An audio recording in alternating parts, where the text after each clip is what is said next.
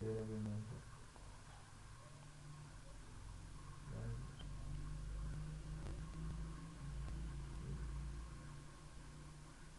बोलो वो तूने भी कहा था मुझे रात में लड़के मिल जाएंगे। लेवल यार क्लास होनी पई ना बोल रिकॉर्डिंग होनी पई।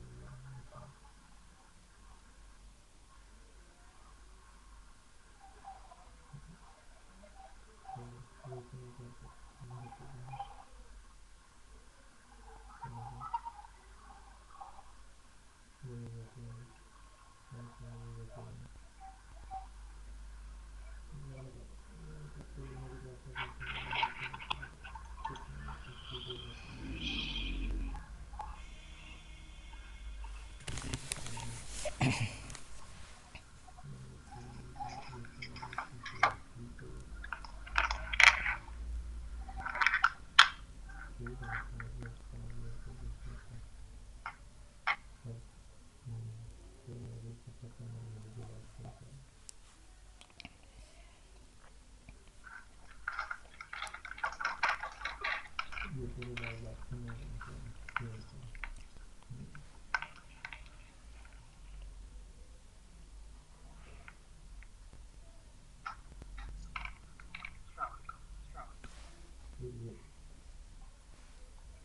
ये तो कहा था ये बिजनेस चलाना है।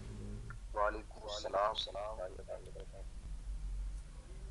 अच्छा, इमेज फॉर्मेशन मॉडल के बारे में बात करते हैं।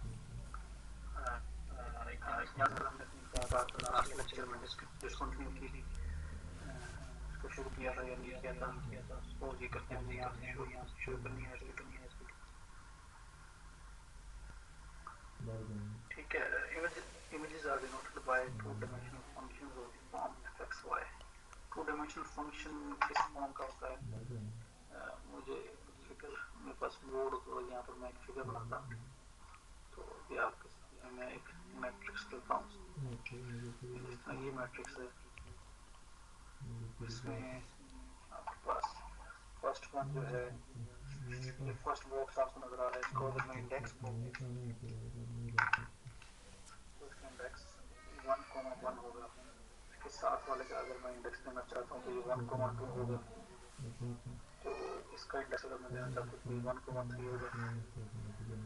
तो ये एक्स वाई जो कोऑर्डिनेट्स हैं, इस कोऑर्डिनेट्स को एक्स वाई कह रहा है, एफ एक्स वाई कह रहा है, जो उसकी वैल्यू है। अभी मैं बात कर रहा हूँ जो है at spatial coordinates Y is a positive scalar quantity. Positive scalar quantity के बारे में थोड़ी सी बात कर चुके हैं कि सिर्फ पॉजिटिव वैल्यूज को हम इमेज की वैल्यूज, पिक्सल की वैल्यूज कंसिडर करेंगे। जीरो को हम ये कंसिडर करेंगे कि यहाँ पर कोई वैल्यू नहीं है, इसका मतलब यहाँ पर कोई कलर नहीं है। जीरो का मतलब ये होगा कि there is absence of any colour at this pixel. ठीक है, जिसको आप ब्लैक कहते हैं। प्योर ब्लैक मतलब क्या होगा कि वहाँ पर पिक्सल की वैल्यू जीरो है। ठीक है, clear है आपको बात? When an image is generated from a physical process, its intensity values are proportional to energy radiated by a physical source. मतलब जिस जगह पर भी, जिस सीन पर आप इमेज कैप्चर करते हैं, उस सीन के सारे जितने भी ऑब्जेक्ट्स हैं उनके क्लियर होने, उनको उनका क्लियर होना इस चीज पर डिपेंड करता है कि वहाँ पर लाइट सोर्स यानी कि फिजिकल सोर्स, लाइट सोर्स कितना क्लियर उसको उस सीन को दिखा रहा है। ठीक है, इसी इमेज की मैं एग्जांपल देता होता हूँ कि इसी में कौन सा इमेज ऐसा है जिसमें सारे ऑब्जेक्ट्स बिल्कुल क्लियर नजर आ रहे हैं। मैं इसको थर्ड वाले में कहता हूँ। तो इसमें सब्जेक्ट हमारे पास बिल्कुल क्लियर है। यहाँ थोड़ा लाइट ज़्यादा हो गया है, जिसकी वजह से कुछ चीज़ें हमारी ओवर ब्राइटनेस की वजह से छुप रही हैं, वरना ये वाला क्या है थर्ड नंबर पे जो है ऐसा है जिसके सारे ऑब्जेक्ट्स हमारे बिल्कुल क्लियर बना रहे हैं। इससे ऊपर जो इमेज में क्या है कि लाइट सोर्स से कितनी लाइट आ रही है, कि कुछ पोर्शंस हमारे डार्क हैं ऊपर नहीं आ रही। ठीक ये बात क्या है, यहाँ पर किसी तरह ये बात हो रही है थर्ड लाइन में when it is generated from physical process. Physical process क्या है कि हमने लेंस के थ्रू इमेज को सेंस किया या सीन को सेंस किया और एनालॉग डिजिटल को यूज करके कंप्रेशन हुई, उसके बाद कंप्यूटर के थ्रू हमारे सिस्टम में हमारी मेमोरी में इंस्ट्रूमेंट्स आर फिर रिपीट करता हूं when generated from a physical process. इसका मतलब ये है कि जो ये फिजिकल प्रोसेस है इसमें वो सारी चीजें हैं, लेंस का सेंसर है, sensor analog to digital conversion उसकी परफॉर्म होती है, उसके बाद कंप्रेशन परफॉर्म होती है, कंप्रेशन परफॉर्म होने के बाद वो हमारे कंप्यूटर में जाकर स्टोर होता है, वो जिस कंप्रेशन के थ्रू होता है। ये सारे प्रोसेस को हम फिजिकल प्रोसेस करेंगे। ठीक है, its intensity values are proportional to intensity values किसकी, जो इस फिजिकल प्रोसेस के रिजल्ट में हमारे पास डिजिटल इमेज स्टोर हुआ है, उसकी इंटेंसिटी वैल्यूज किस पर डिपेंड करती हैं कि उस जगह पर फिजिकल सोर्स की एनर्जी कितनी रेडिएट हो रही है। फिजिकल सोर्स का मतलब लाइट सोर्स, यहाँ पर लाइट सोर्स कितनी एनर्जी के साथ वहाँ पर अवेलेबल है, और जितना जितना ज़्यादा ये एनर्जी होगी उतना हमारा इमेज क्लियर होगा, उसके सारे ऑब्जेक्ट्स हमारे पास क्लियरली शो होंगे। ठीक है, फॉर एग्जाम्पल दिस इमेज। ठीक है जी, यहाँ तक इस सारी बात में कोई क्वेश्चन होगा?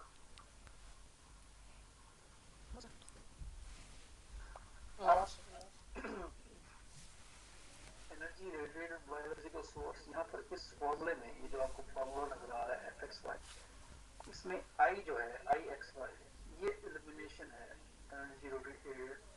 Energy radiated by a physical source, ये इल्यूमिनेशन से रिप्रेजेंट हो रहा है यहाँ पर। I stands for illumination. ठीक है, और दूसरा फैक्टर क्या है इसकी वैल्यूज में, एक तो ये फैक्टर हो गया कि जितनी ज्यादा लाइट होगी, जितनी क्लियर लाइट होगी, जितनी एनर्जी फिजिकल सोर्स की लाइट सोर्स की एनर्जी जितनी अच्छी होगी उतना हमारे क्लियर होगा, ऑब्जेक्ट सारे आइडेंटिफाई हो सकेंगे। दूसरा फैक्टर यहाँ पर आ गया जी आर। आर क्या चीज है? आर है जी रिफ्लेक्टेंस। रिफ्लेक्टेंस इंडेक्स इसको कहते हैं कि हर फिजिकल सब्सटेंस का रिफ्लेक्टेंस इंडेक्स डिफरेंट है।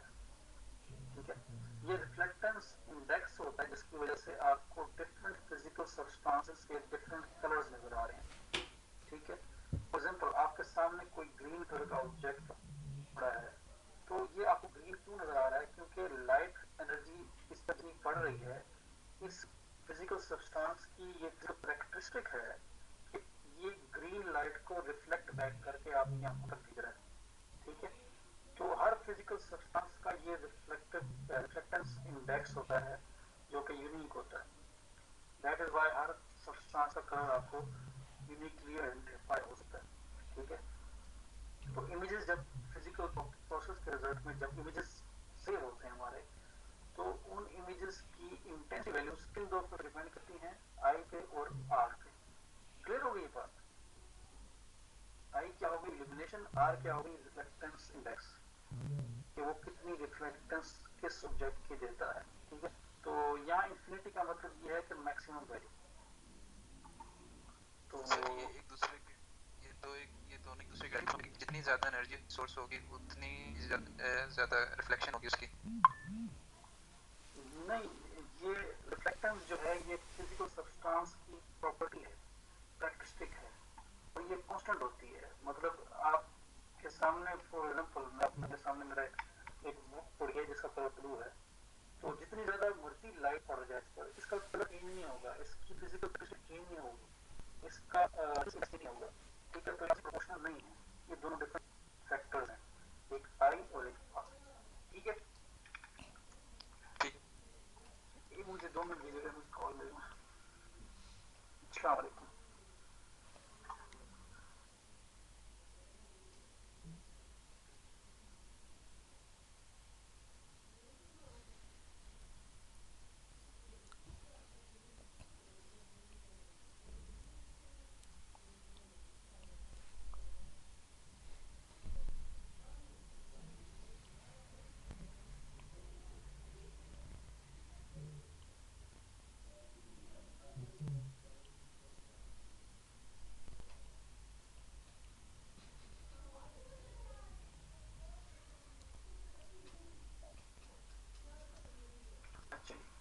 हाँ जी, कोई क्वेश्चन हो इस बारे में?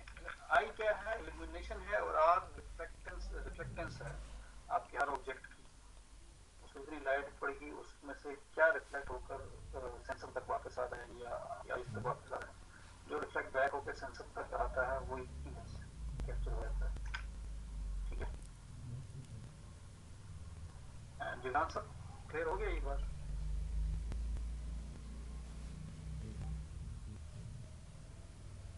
जी सर, जी सर। ठीक, और किसी को क्वेश्चन हो इस सारी बात? नो सर, क्लियर है। ठीक है, अच्छा अब इस इन्फिनिटी का मतलब ये है कि ये मैक्सिमम वैल्यू है। ठीक है, और ये आर की वैल्यू 0 से 1 के दरमियान वेरी करती है। आर की वैल्यू अगर 1 होगी इसका मतलब ये है कि टोटल रिफ्लेक्टेंस है, मतलब वो ऑब्जेक्ट वाइट है। वाइट ऑब्जेक्ट्स के बारे में आपको ये मालूम होना चाहिए कि वो लाइट जितनी भी लाइट पड़ी है वो पूरी light with all it's spectrum आपको रिफ्लेक्ट बैक कर रहे हैं। वाइट ऑब्जेक्ट्स जितने भी आपको नजर आ रहे हैं ये कुछ भी अब्जॉर्ब नहीं करते, ये सब कुछ रिफ्लेक्ट बैक कर देते हैं, इसलिए आपको वाइट कलर के नजर आते हैं। इसलिए वाइट लाइट भी कहते हैं इसको, लाइट को। अगर आपने ये नहीं कहा था कि इनफिनाइट वैल्यूज तो हम मैक्सिमम एग्जैक्टली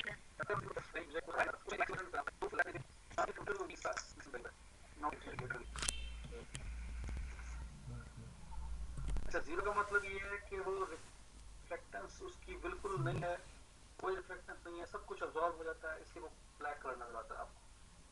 तो जितने भी ब्लैक ऑब्जेक्ट्स आपको इर्द गिर्द नजर आ रहे हैं प्योर ब्लैक, उनका रिफ्लेक्टेंस क्या है? 0 है। ठीक है, इसलिए उन पर जितनी बड़ी लाइट पड़ती है आपको ब्लैक नजर आता है। ठीक है, तो इन दो फैक्टर्स से लेकर हमारा इमेज फॉर्म होता है, या इमेज फॉर्मेशन हमारी इन दो फैक्टर्स के साथ होती है। ठीक है, आई एस नीचे लिखा हुआ है, I S determined by illumination source, energy source. RX is determined by characteristics of the image objects or physical properties of objects in the scene. ठीक है, सीन में जितने भी ऑब्जेक्ट्स होंगे सबका रिफ्लेक्टेंस डिफरेंट होगा और उनकी फिजिकल प्रॉपर्टीज पर डिपेंड कर रहा होगा। ठीक है, इस स्लाइड में कोई क्वेश्चन है तो पूछो, very important slide. No sir,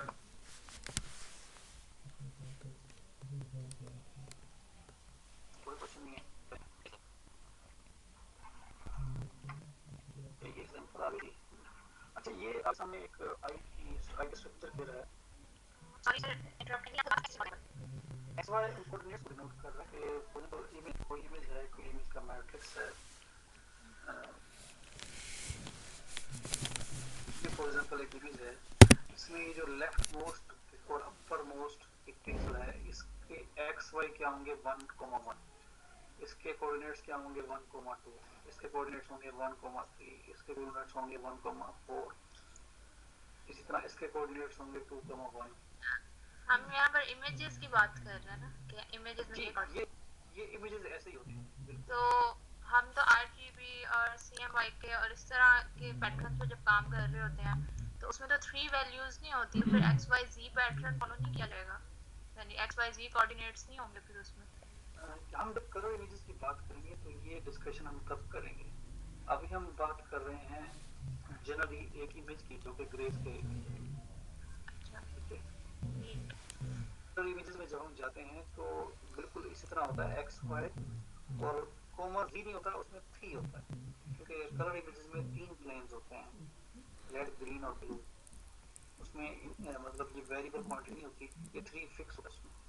ठीक है, ग्रे स्केल इमेज हमारी RGB इमेज ही नहीं है, क्योंकि हम तो RGB से ही ग्रे स्केल को ले रहे हैं ना, या ये दोनों अलग चीजें हैं?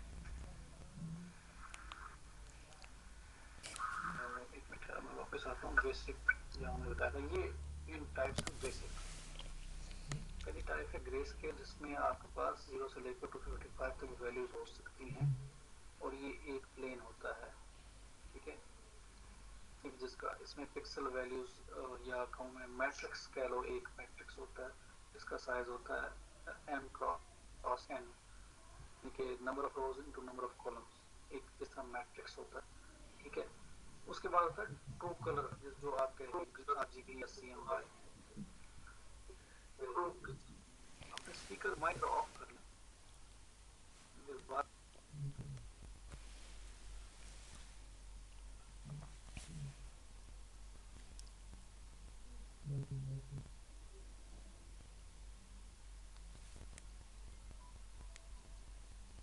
ठीक है, ब्लैक एंड व्हाइट में तो सिर्फ 2 लेवल्स हैं, black and white, black white. इस तरह मैंने जो बताया था कि जितना ये कलर है इसमें 3 ग्रे स्केल प्लेन है। ठीक है, मतलब इन प्लेन को अगर मैं अलग कर लूं तो ये इंडिविजुअली कोई रेड कलर का प्लेन निकल आएगा, ये ग्रीन कलर का नहीं निकल आएगा, ये ब्लू कलर का नहीं निकल आएगा। ये इंडिविजुअली ग्रे स्केल हैं, अकेले इनकी कोई आइडेंटिटी कलर की नहीं है। इंडिविजुअली जब भी एक्सट्रैक्ट किया जाता है तो ये ग्रे स्केल इमेजेस ही हैं। ठीक है, ठीक है सर।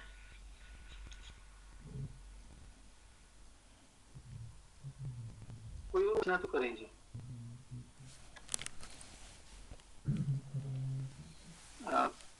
तो क्वेश्चन है तो आप। सर ये एक वर्ड है स्पेशियल, इसको जरा सा डिफाइन करें। स्पेशियल पढ़ते हैं, स्पेशियल, स्पेशियल डोमेन। तो जितने भी आप इमेजेस कैप्चर करते हैं ये स्पेशल डोमेन में होते हैं। स्पेशल डोमेन का मतलब ये है कि रियल नंबर्स, हम रियल नंबर्स की मोस्टली हम रियल नंबर्स की बात करते हैं। यहाँ पर ये वर्ड है, ऐसे है ना सर? रियल डोमेन को स्पेशल डोमेन भी कहते हैं। रियल डोमेन या स्पेशल डोमेन की बात है, बिल्कुल ये लिखा हुआ है, ठीक है ना। Yes sir. तो इसके अलावा कौन सी डोमेन्स होती हैं वो आपने शायद मैंने लेक्चर बताया था। रियल फ्रीक्वेंसी डोमेन होती है जिसमें हम इमेजेस को लेकर जाते हैं। ये बात हुई थी जी लास्ट लेक्चर में। नहीं सर, आपने सिर्फ 3 ही बताया था, रियल, स्पेशल और फ्रीक्वेंसी डोमेन। अच्छा चलो ठीक है, ये बात कर लेते हैं दोबारा। हम जो इमेजेस कैप्चर करते हैं वो रियल डोमेन में होते हैं, उनकी जो रिप्रेजेंटेशन होती है वो रियल नंबर में होती है। सर ये आपने बताया था। हाँ, तो फ्रीक्वेंसी डोमेन में क्या होता है कि वो रिप्रेजेंटेशन कॉम्प्लेक्स नंबर्स में होती है। Yes sir.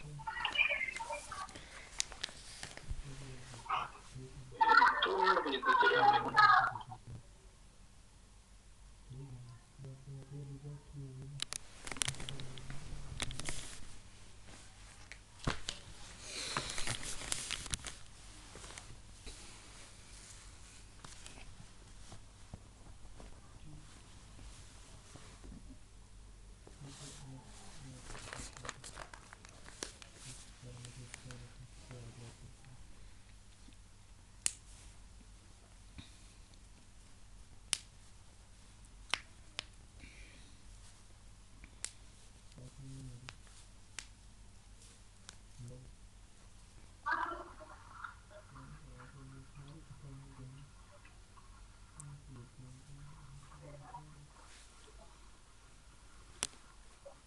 ठीक है जी, फ्रीक्वेंसी डोमेन में क्या होता है कि हम कॉम्प्लेक्स नंबर्स के फॉर्म में अपना डाटा को, अपनी वैल्यूज को कन्वर्ट कर लेते हैं। तो आप में से जिन्होंने डिफरेंट फ्रीक्वेंसी डोमेन पढ़ी हुई है या जिन्होंने कॉम्प्लेक्स वेरिएबल्स के बारे में पढ़ा हुआ है उनको इस चीज़ का आइडिया होगा।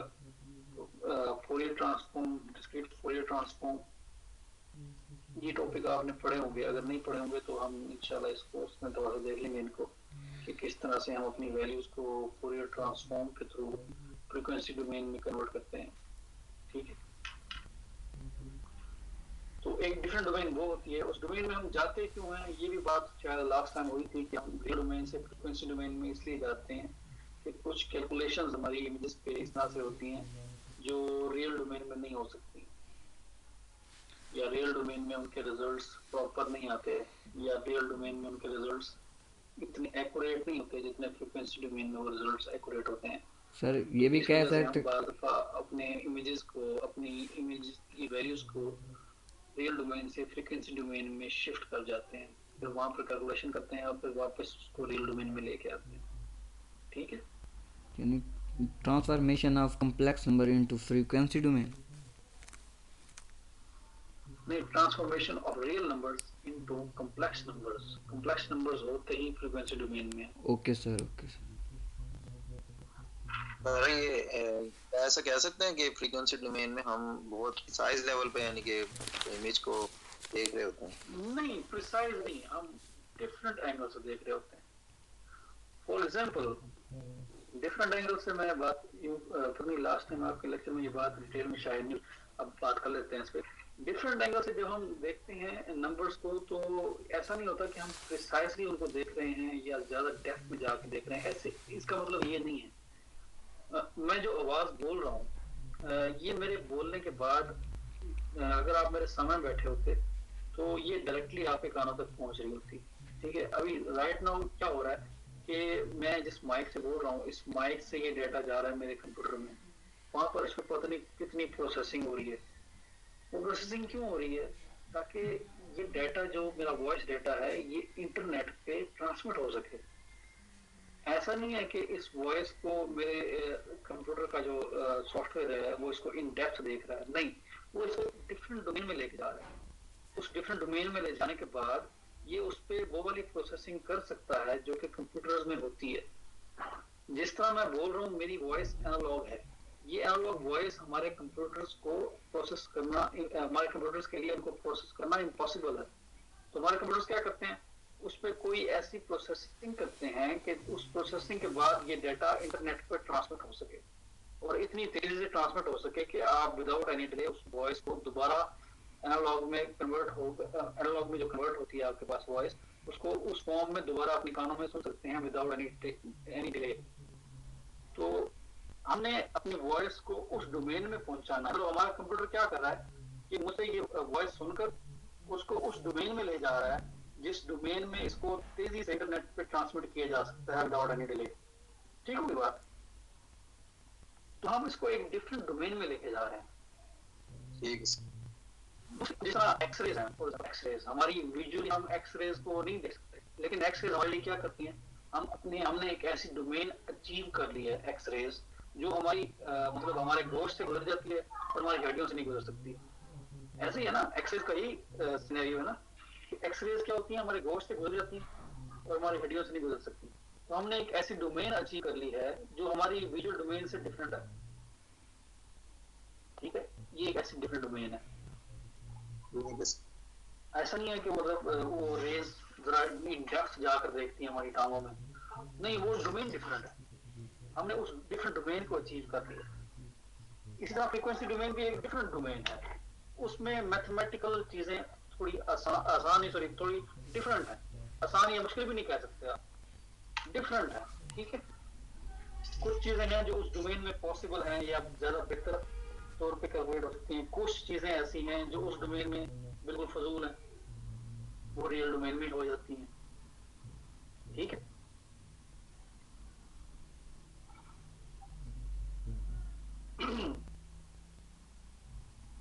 ठीक है सर।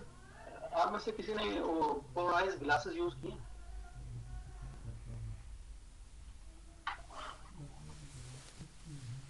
हाँ सर। पोलराइज्ड ग्लासेस आप में से किसी ने यूज नहीं किए? अच्छा, पोलराइज्ड ग्लासेस में ऐसा कुछ होता है कि जी ठीक है सर।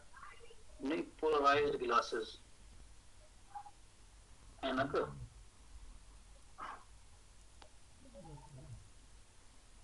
नहीं यूज की। पोलराइज्ड ग्लासेस के बारे में आपने पढ़ना है गूगल से, तो वो क्या करती हैं, वो पहन लेने से ये होता है कि आपके ऊपर जो ये जो ब्राइटनेस का इफेक्ट होता है ना, ज्यादा बहुत ज्यादा धूप पड़ती है, जिसको आप सन ग्लासेस कहते हैं सरल अल्फाज। सर जो कलर चेंज कर देती है, जो कुछ कलर चेंज नहीं करती, लेकिन कुछ हिडन एंगल्स होते हैं जिनसे चीजों को आप देख सकते हैं सर। ग्लास पहन के। ओके सर, अक्सर वाटर मार्क्स होते हैं जो चीजों पे लगे होते हैं, लेकिन नेकेड आई से वो देखे नहीं जा सकते। जी सर। ग्लास पहने तो आपको वाटर मार्क्स नजर आएंगे। Okay sir. इसका दूसरा काम ये होता है कि ये जो सन ग्लासेस वाला काम आप करते हैं वो बिल्कुल काली ऐनक पहन लेते हैं। जी सर। ये होता है कि आपको ब्राइटनेस के इफेक्ट आपकी आंखों को ब्राइटनेस का इतना ज्यादा इफेक्ट नहीं मिलता। जी सर। तो इसका आइडिया पोलराइज्ड ग्लासेस से, ग्लास पहनकर आप सूरज को देख सकते हैं, आपको ये बिल्कुल गोल सी हीन नजर आएगी सूरज। तो उसका पर्पस है एक्चुअल पर्पस। तो उससे क्या होता है कि जी वो ग्लासेस पहनकर आपने अपनी आंखों की डोमेन थोड़ी सी डिफरेंट कर ली, ठीक है। तो डोमेन चेंज करने की मैं एग्जांपल्स दे रहा हूँ, ठीक है। जिस तरह पता नहीं अभी आपको वो बात समझाते नहीं आती, या सॉरी आप इस बात को एक्सेप्ट पता नहीं करते। तो जो लोग कहते हैं ना कि मैं हम जिन्नात को देख सकते हैं, तो विजुअल डोमेन में तो जिन्नात खैर नहीं होते, वो जिन्नात की एग्जिस्टेंस को फील कर सकते हैं। तो उन लोगों के पास कुछ ऐसी डोमेन होती है, वो कुछ ऐसे डोमेन में पहुंच जाते हैं जहाँ पर वो इस मखलूक को फील कर सकते हैं। इस मखलूक को देखना तो पॉसिबल नहीं है आंखों से, लेकिन इसकी एग्जिस्टेंस भी की जाती है। ये एक डिफरेंट डोमेन की बात है हुई, मतलब एक डोमेन से दूसरी डोमेन में कुछ लोग होते हैं जो दोनों डोमेन में कंट्रोल रखते हैं अपना। तो आप में से कोई अगर कहता है कि मैंने जिन्नात को देखा हुआ है, तो वो उसकी तस्वीर बना के दे दे, मुझे तो आज तक इंटरनेट से कहीं जिनकी तस्वीर नहीं मिली। तो वो विजुअल डोमेन में नहीं एग्जिस्ट करते हमारे जिन्नात जो हैं, जिन्नात की मखलूक जो है, जिनको साइंस तो इसको नहीं मानती को। लेकिन हमारे पास बहुत सारे मान भाई होंगे जो इनको अपने बहुत करीब समझते हैं, या है भी सही, मैं शायद इनकी एग्जिस्टेंस मानता हूँ, लेकिन ये हमारी विजुअल डोमेन में एग्जिस्ट नहीं करते लोग। मतलब ये मखलूक हमारी विजुअल डोमेन में एग्जिस्ट नहीं करती। अगर ये विजुअल डोमेन में करती होती तो कोई ना कोई इमेज इनका अवेलेबल होता, जिस तरह फरिश्ते हैं। हाँ, वो तो हमारे विजुअल डोमेन में नहीं है, उनकी एग्जिस्टेंस फील हो सकती है।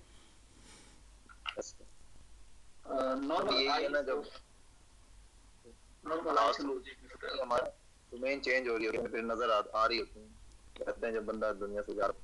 हाँ जी, उस वक्त तो फिर आंखों की दूसरी डोमेन मुनकशिफ हो रही होती है, उस वक्त आपकी पूरी डोमेन शिफ्ट हो रही होती है। बिल्कुल, एक तो डोमेन शिफ्ट हो रही होती है, दूसरा उस वक्त आपका ब्रेन 100% वर्क कर रहा होता है। आपका ब्रेन नॉर्मली आपके सेरेब्रल कैपेसिटी को कहते हैं, आप सेरेब्रल कैपेसिटी नॉर्मल इंसान की 10% के दरमियान होती है, और जितना ज्यादा आपका नॉलेज बढ़ता जाता है, ये कैपेसिटी बढ़ती जाती है, और मरते वक्त हमारी कैपेसिटी मैक्सिमम पहुंच जाएगी। इसलिए उस वक्त वो हमारी बिल्कुल किसी और डोमेन को भी देख सकेंगे। Frequency domain, special domain, real domain, science हमारे रियल डोमेन में रहती है। जी सर, आपने कहा रियल डोमेन में रियल नंबर्स होते हैं, और फिर आपने कहा स्पेशल डोमेन में जो मे बी रियल नंबर होते हैं, तो क्या फर्क है इन दोनों में? रियल डोमेन, स्पेशल डोमेन बिल्कुल एक ही बात। अच्छा, तो मतलब एक ही चीज के दो नाम है? एक ही नाम है। Okay. Frequency domain is different thing.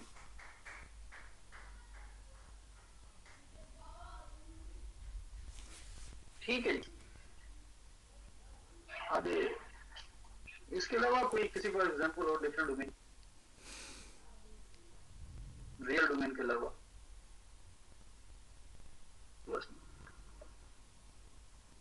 Signals की है, आपके फोन के जो सिग्नल्स होते हैं, कभी किसी ने जो हमारे सेल फोन के सिग्नल्स होते हैं उनको देखा है?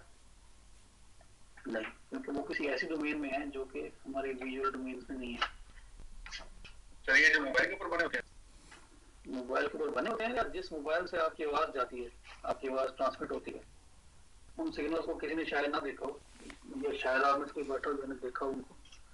मतलब वो ऐसे सिग्नल्स हैं जो विजुअल डोमेन में तो नहीं है, लेकिन एग्जिस्ट करते हैं, आप सब मानते हैं उनको, ऐसी है ना?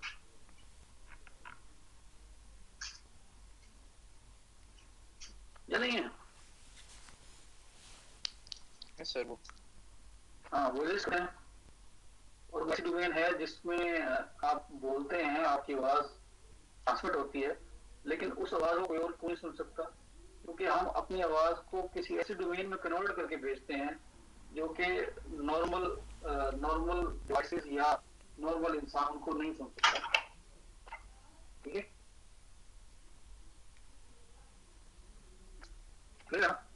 अच्छा, total simple image formation model से आगे निकलते हैं, काफी डिस्कशन होगी इस डोमेन पे। अच्छा, how images are formed and perceived by humans, इस पे थोड़ी सी बात इस स्लाइड में होनी है। दूसरा physical limitation of human vision, ये हमने थोड़ा सा देखना है नेक्स्ट स्लाइड में। स्ट्रक्चर ऑफ द आई, ये आपके सामने स्ट्रक्चर ऑफ द आई, इस पे हम डिस्कशन नहीं करेंगे। आपकी बुक जो टेक्स्ट बुक है उसके फर्स्ट चैप्टर में इसको काफी डिटेल से कवर किया गया है, ठीक है। इमेज किस तरह से हमारे आईज में फॉर्म होता है, हमारी आंखों में किस तरह से इमेज बनता है, उस पे भी बात थोड़ी मैं बताता हूँ कि क्या हमें देखना है। ब्राइटनेस रिडक्शन एंड डिस्क्रिमिनेशन के बारे में नेक्स्ट स्लाइड्स में देखेंगे, ठीक है। अच्छा, आपको इस स्लाइड के बॉटम में एक लिंक, इसका लिंक नजर आ रहा है, एक सेकंड में होल्ड कीजिएगा।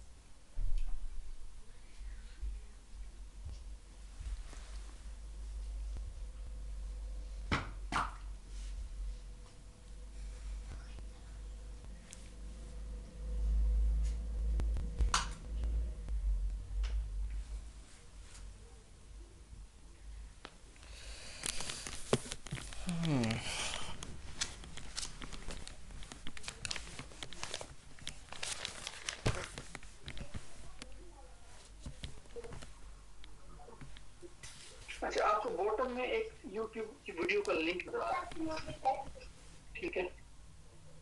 ये आपके चैप्टर 1 में आई स्ट्रक्चर के बारे में सारी बात हो रही है, तो उस स्ट्रक्चर के बारे में ये वीडियो है।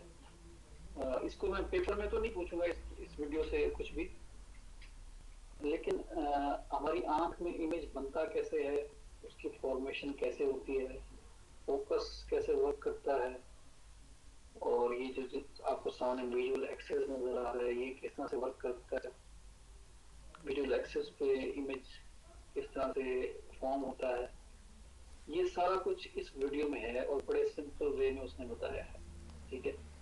तो ये में क्यों देखना है आपने, इसको देखने आपको अंदाजा होगा कि इसमें आप वो जो हमारा कैमरे का लेंस होता है वो लेंस इंस्पायर होके बना है हमारे इसी आई स्ट्रक्चर से, ठीक है। तो इस वीडियो में इन दोनों बातों को बड़े खूबसूरती के साथ उसने एक्सप्लेन किया। मैं उतनी खूबसूरती से जो मर्जी कर लूँ, मैं उतनी एनिमेशन नहीं ला सकता ठीक जगह जितना खूबसूरत तरीके से इसने एक्सप्लेन किया हुआ। तो आपने ये वीडियो लाजमी देखनी है, ये एक ऐसी असाइनमेंट है आपकी जिससे कोई नंबर नहीं है, लेकिन अगर आप देखेंगे तो आपको इमेज फॉर्मेशन का कॉन्सेप्ट क्लियर हो जाएगा कि इमेज हमारी आंख में बनता कैसे है और इसी तरह इमेज कैमरे में कैप्चर होता कैसे है, ठीक है। ये बात ये क्लियर है सबको, आपको ये असाइनमेंट समझ आ गई, ये वीडियो आपने क्यों देखनी है? जी सर, समझ आ गई। जी सर, समझ आ गया। ठीक है। अच्छा, how images are formed and perceived by humans, ये इस वीडियो में एक्सप्लेन हो चुका है। स्ट्रक्चर ऑफ द आई जो है ये इसमें डिटेल में बताया गया। आवाज कट रही है, कौन बोल कर रहा है? दो टॉपिक आते हैं, एक टॉपिक आते हैं स्ट्रक्चर ऑफ आई, दूसरा आता है how image are form and perceived by human. ये आपकी आवाज, हाफिज साहब आपकी आवाज नहीं आ रही क्लियर, ऐसा लगता है कि माइक पे हाथ रखा हुआ आपने। और मैंने कहा कि ये दो टॉपिक नहीं आते इसमें, स्ट्रक्चर आई अलग टॉपिक है और how image form by human. Structure of the eye आपको क्लियर होगा तो आप ये समझ पाएंगे कि how images are formed and perceived by humans, या ये इमेज किस तरह से आई बनता है। स्ट्रक्चर क्लियर होगा तो ये इमेज फॉर्मेशन आपको होगी कि आंख कैसे होती है, ये इकट्ठे पढ़ाया जाता है, ठीक है।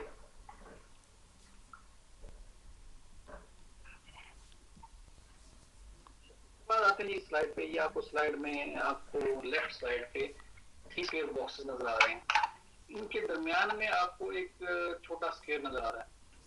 तो नौ जब ये देखें तो आपको ये 3 स्क्वायर बॉक्सेस नजर आ रहे हैं, 3 स्क्वायर जो है इनका कुछ सेम है, ठीक है। अगर इनकी ग्रे स्केल वैल्यू अगर हम कहें कि इनकी वैल्यू है सभी क्या इनकी स्केल दरमियान वाली है, इसकी ग्रे बिल्कुल सेम है। तो आप इफेक्ट हुआ होगा ये बज़ाहिर देखने में, जब आप पहली दफा देखते हैं तो आप इनके कलर आपको डिफरेंट नजर आते हैं, लेकिन और करने पे आपको फील होता है कि ये बिल्कुल सेम कलर के हैं। ठीक है, अगर और करने पे भी पता नहीं चलता तो आप इनको मैट लेयर में प्रोसेस कर सकते हैं, वहां से देख सकते हैं कि इनकी ग्रे स्केल वैल्यू जो दरम्यान वाला एक स्केयर है, इसका दरम्यान वाला स्केयर ग्रे, इसका दरम्यान वाला स्केयर और इसका दरम्यान वाला स्केयर, इनका कलर बिल्कुल सेम है। ठीक है, तो ये ह्यूमन लिमिटेशंस हैं कि हम ब्राइटनेस अडॉप्शन इतनी तेजी से नहीं कर सकते। ठीक है, इसी तरह ये एग्जांपल है कि आपके सामने ये ब्लैक, उससे थोड़ा सा लेस ब्लैक ये शेड है, ये उससे भी लेस ब्लैक शेड है, ये डिफरेंट शेड्स ऑफ ग्रे हैं। तो इनमें इंटेंसिटी की चेंजिंग जो है वो बज़ाहिर आपको नजर आ रही है क्लियर यहाँ पर इस ग्राफ में, ये वैल्यू इस तरह से चेंज हो रही है। लेकिन अगर ये वैल्यूज आपके सामने इस तरह से हों कि बिल्कुल आपकी आंख के सामने बड़ा सा इमेज है ये वाला, तो आपकी आईज इस तरह से इनको परसीव करेंगी। ठीक है, तो ये ह्यूमन परसीव्ड इंटेंसिटी जो ह्यूमंस की कैपेबिलिटी है वो इस तरह से है, वो एग्जैक्टली इस तरह से नहीं है। ठीक है, ये ह्यूमन लिमिटेशंस हैं ह्यूमन आई की। इस तरह ये डिस्क्रिप्शन की एक लिमिटेशन है हमारी आईज की। आपको शुरू में देखने में ये दो लाइंस जो हैं ये बिल्कुल सेम लेंथ की नजर नहीं आएंगी, ये डिफरेंट लेंथ की नजर आएंगी, लेकिन एक्चुअली इनकी लेंथ बिल्कुल सेम है। ठीक है, अच्छा इसी तरह आपको इस पिक्चर में जो लाइन नजर आ रही हैं ये इनको और से देखें तो ये लाइन बिल्कुल पैरेलल है। ठीक है, यहाँ तो कोई क्वेश्चन होगा?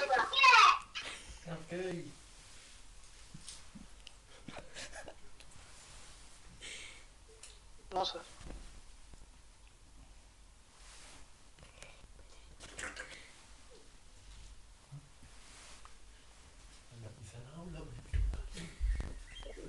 इन दोनों स्लाइड्स में सर ये लिमिटेशंस बताई हैं हमारी आईज पे, एक चीज को हम सही फिगर आउट नहीं कर पाते। अभी सर प्रेजेंट नहीं है।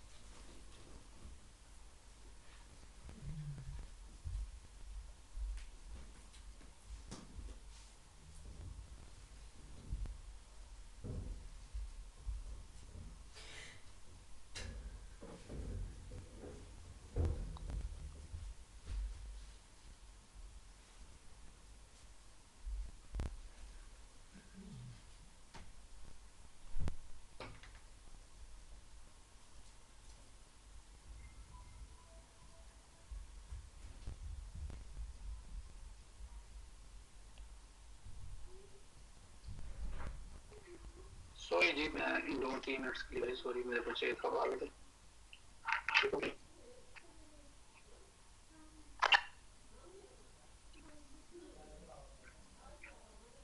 अच्छा जी, डिस्क्रिमिनेशन की बात हो गई, उसके बाद बात करेंगे data from services to storage meeting.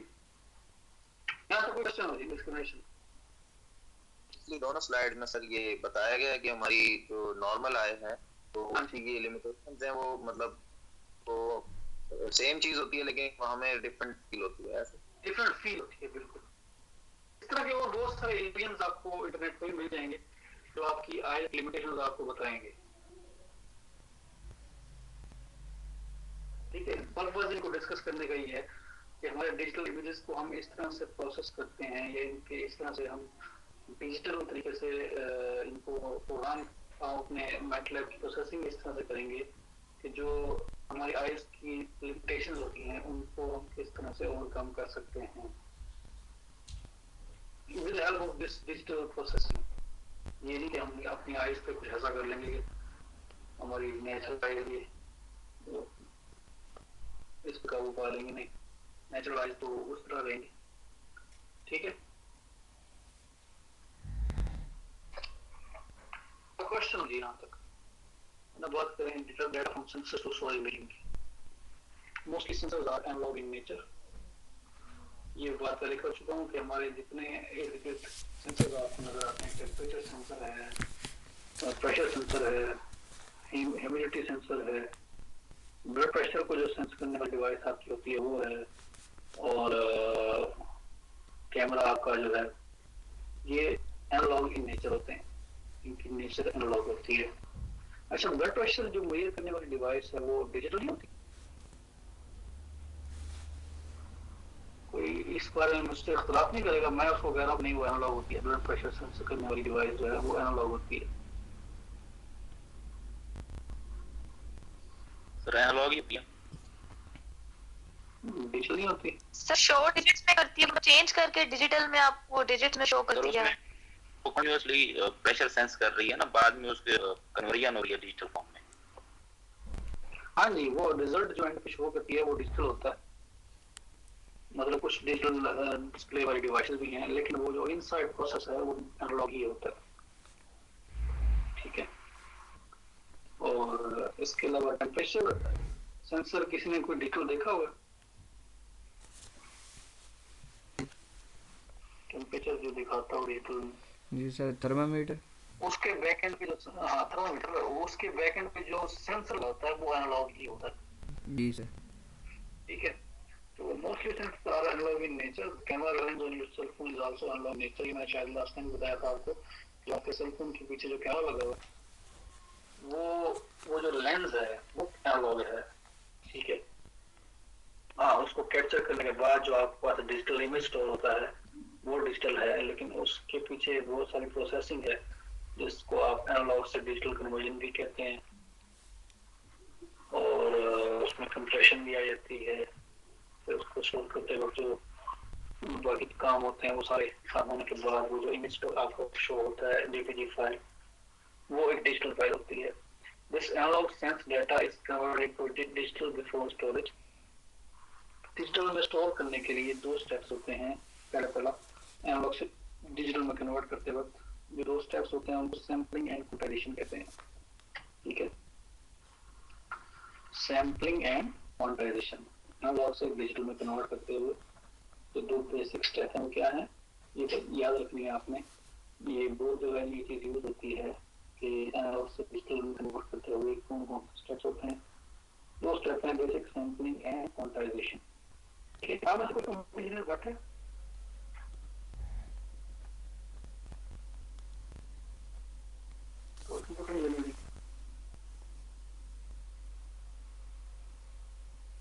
आप में कितने लोग बैठे हैं? तो हैंड रेस करें और सारे जो नहीं बात सुन रहे हैं।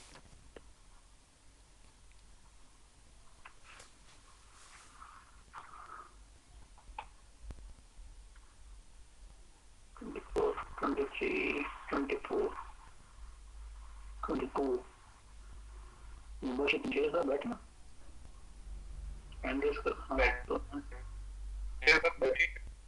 25 आ रहे हैं मेरे पास, 28 है और हैंड रेस 25 है। चलो तीन बच्चे हैं जो सर 25 प्रेजेंट। नहीं 25 पर्सन मैं कह रहा हूँ, मैं ये नहीं कह रहा 225 प्रेजेंट है कि नहीं। यहाँ पे मोहम्मद इस्लाम साहब और इकरा शहबाज और मोहम्मद मुबश्शिर ये लोग ज्वाइन करके बैठे हैं, लेकिन सर जाम इधर ही है। आप तभी मुबश्शिर साहब आप अवेलेबल हैं? Thank you so much. अच्छा ये बाकी सब बीच में हाथ दिखा रहे हैं। जी सर, मुझे जाहिद भी है सर, उन्होंने मैसेज किया। अच्छा ठीक है जी, ठीक है जी, ठीक है। इकरा शहबाज नहीं है, तो ठीक है।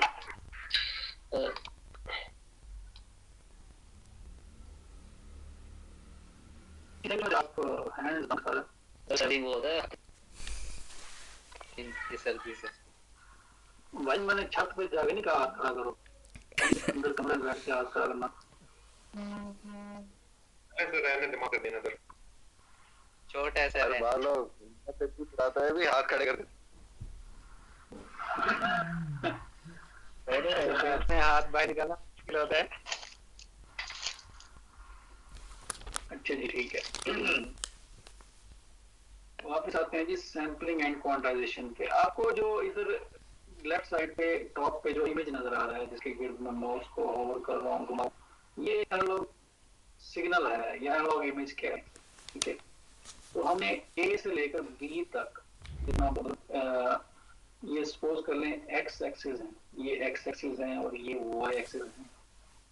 तो हमने ए से लेकर बी तक की जो वैल्यूज हैं इनको हमने डिजिटल में कन्वर्ट करना है, ठीक है। हमारा इमेज यहाँ से लेकर यहाँ तक है, मतलब ये इमेज की बाउंड्री आपको नजर आ रही है, ठीक है। इस इमेज को हमने डिजिटल कन्वर्ट करना है, ये एनालॉग है, ये इस एनालॉग इमेज की वैल्यूज हैं, ठीक है। ये एनालॉग वैल्यूज आपको, तो कोई ऐसा पॉइंट नहीं है जो मिसिंग हो, हर पॉइंट कोई ना कोई वैल्यू है। तो फर्स्ट क्या है, सैंपल, सैंपल कर लेते हैं हम वैल्यूज। तो हमने ये जो आपको डाउन एक्स एक्स पे जो ये जो बार्स नजर आ रही है, हमने इस जगह पर वैल्यूज को सैंपल कर लिए। क्या कर लिए? सैंपल कर लिए।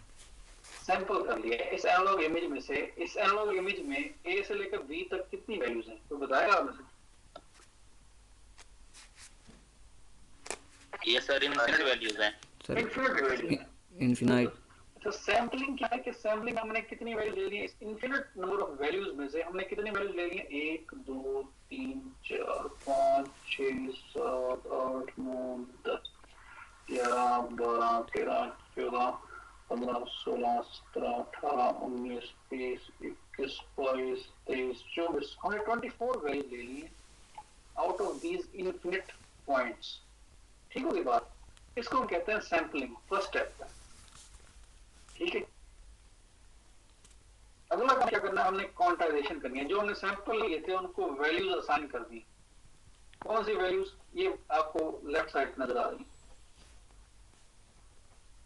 मतलब इस पॉइंट पे जो हमने इस पॉइंट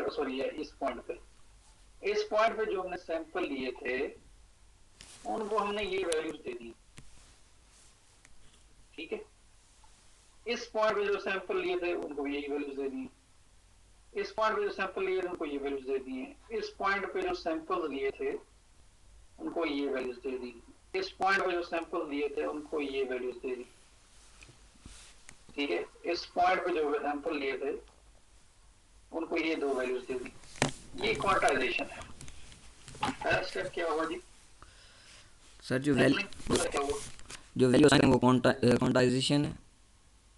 हाँ जी, ओके जो वैल्यूज मार्क करते हैं out of that infinite set of values उसको सैंपलिंग कहते हैं कि हमने ये वैल्यूज मार्क कर ली।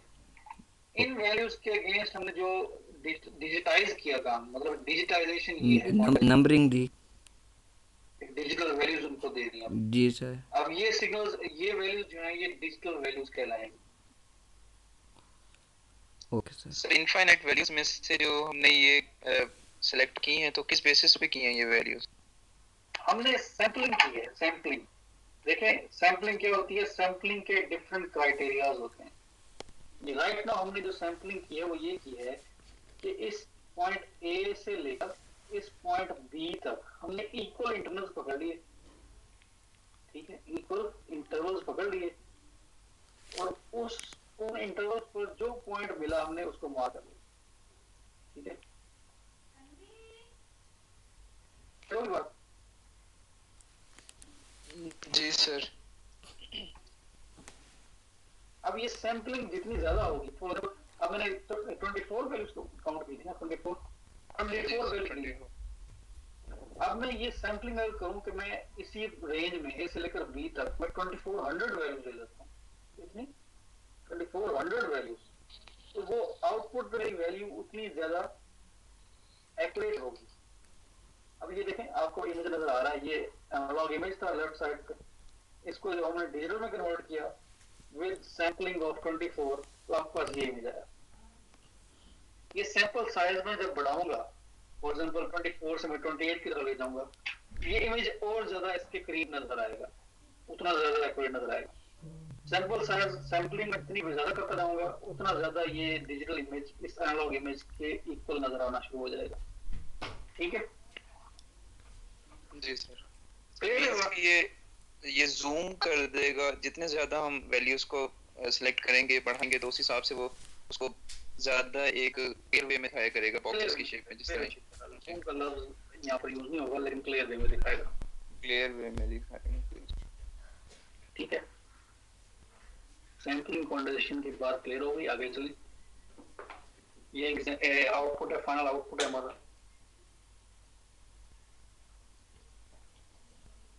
ये क्वांटाइजेशन में जो ये हमने लेवल्स डिफाइन किए हैं, ये जी हमने कितने लेवल ले लिए हैं? 1 2 3 4 5 6 7 8 लेवल ले लिए हमने।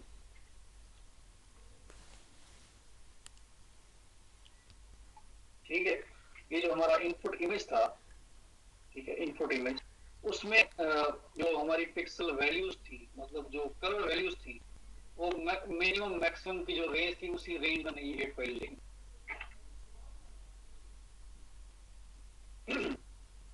ठीक है, ऐसे तमाम पॉसिबल कलर्स होंगे उस जो एनालॉग में एग्जिस्ट कर रहे हैं क्या? नहीं, तमाम पॉसिबल क्वांटाइजेशन के जितने लेवल्स हम चूज करेंगे वही कलर होंगे। अभी क्वांटाइजेशन के लेवल्स किसी ज्यादा ले सकते हो, कुछ नहीं करोगे क्या फिर? सिस्टम खुद नहीं लेगा कलर्स, क्योंकि जहाँ जहाँ जो पॉइंट होगा हम ले रहे होंगे उसी का कलर वो अपने पास पिक करता रहेगा। आप बात कर रहे हैं जिस सिस्टम की आपने बात की है ना, उस सिस्टम को प्रोग्राम कैसे करना है, हम ये बात कर रहे हैं। आपकी बात ठीक है, वही सिस्टम खुद ही चूज करेगा। उस सिस्टम को हम प्रोग्राम करेंगे, हम खुद उसकी लॉजिक बनाएंगे ना। लॉजिक तभी बनाएंगे जब हमें ये चीजें पता होंगी कि एल्गोरिथम है क्या, सैंपलिंग का कॉन्सेप्ट। ठीक है जी सर, ठीक।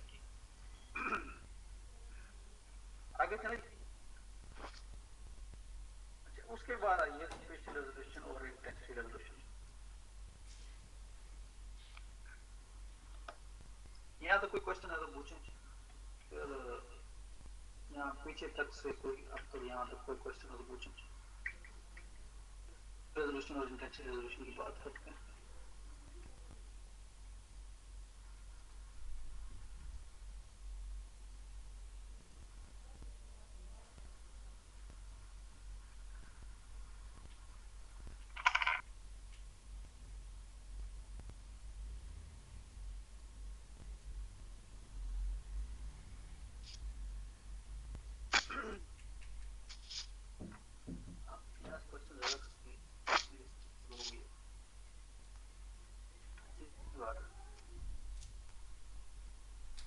एक्स्ट्रा सेशन रखेंगे।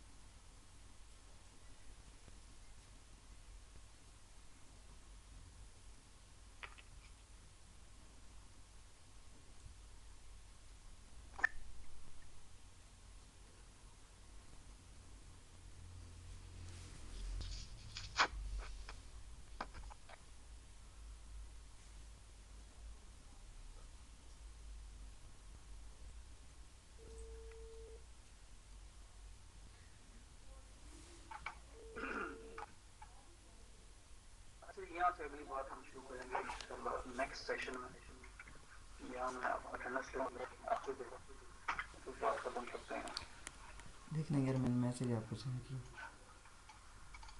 ठीक है, बोल दो। जी सर, ठीक है सर।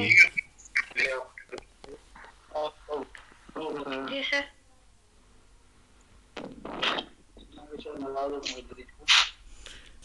No sir. सर ये पीडीएफ में मिल जाएगी? बुक पीडीएफ में मैंने भेज दी थी, मुझे लास्ट टाइम से निकाल दिया, मैं भेज देता हूँ। खैर मैं भी भेजता हूँ पहले।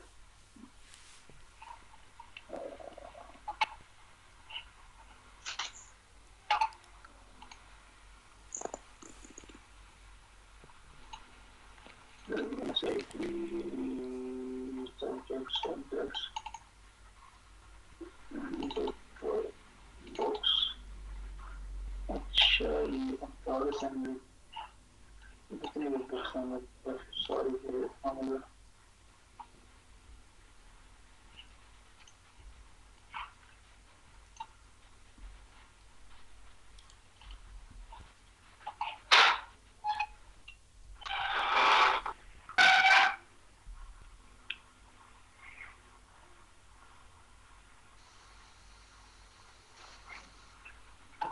question TPS MSCS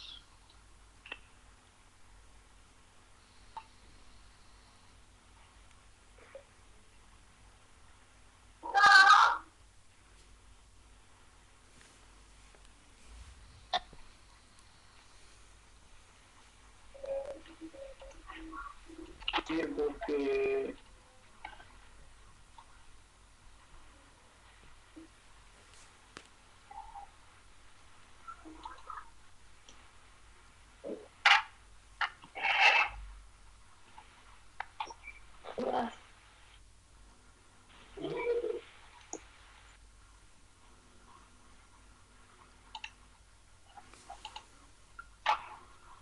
अच्छा जनाब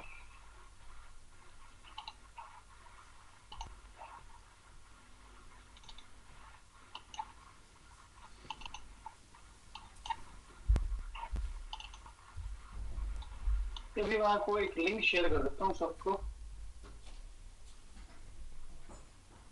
जिसमें आपके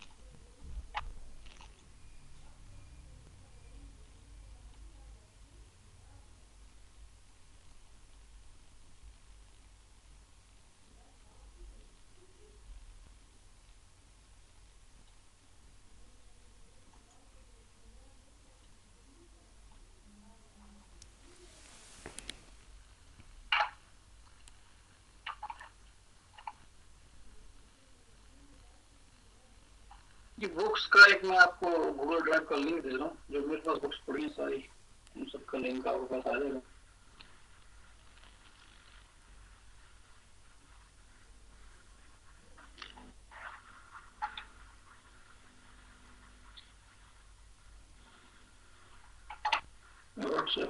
ठीक है ओके जी एक मिनट का कनेक्ट करूँ जमशेद साहब है ना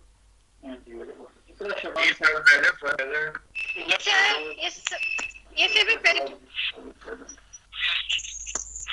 Mohammad Bilal sahab yes sir present sir Mohammad Javed sahab yes sir present Mohammad Javed sahab अपने नाम के स्पेलिंग देख लें बुक नाम के स्पेलिंग देख लें ठीक है सर